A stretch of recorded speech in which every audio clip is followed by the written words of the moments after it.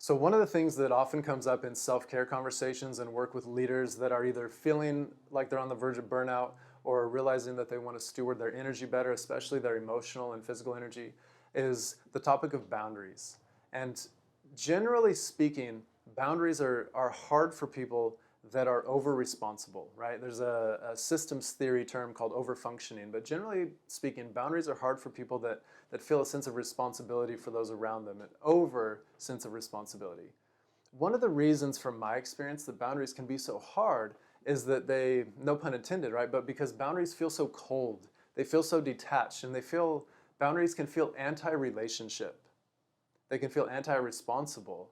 We don't want to be that person that says no, right? There's a lady that has actually done all this study. She wrote a book called Reinforcements. I'm not remembering her name off the top of my head, but she actually, and this could be borderline manipulative, but she actually says if you want to get someone to help you, the best person to ask is the last person that told you no.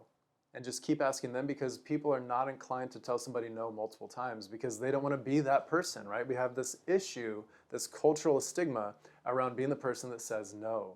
One of the most difficult things for people to learn to treat as a complete sentence is the word no.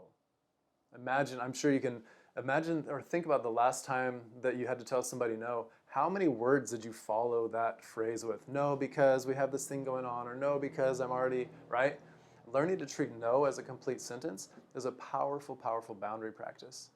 But here's the one shift that has helped me to start to move away from being afraid of boundaries as a cold, hard, detached thing and more towards boundaries as an act of compassion.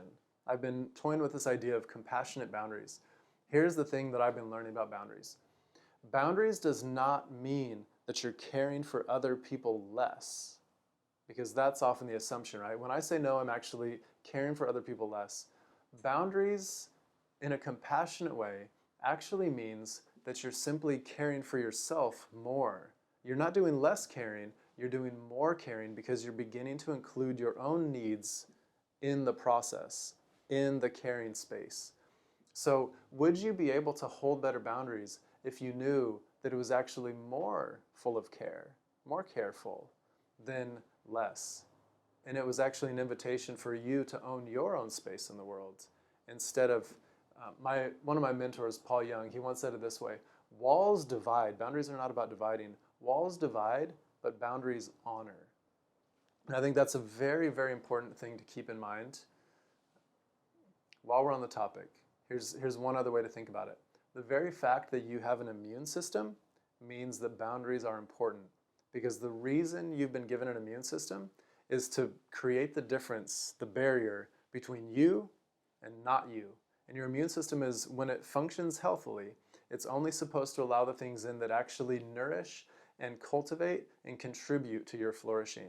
And it's supposed to keep all the things out that would attack your sense of self, your identity. So just if you're having trouble with boundaries, just pause and think about, what would life look like if I didn't have an immune system?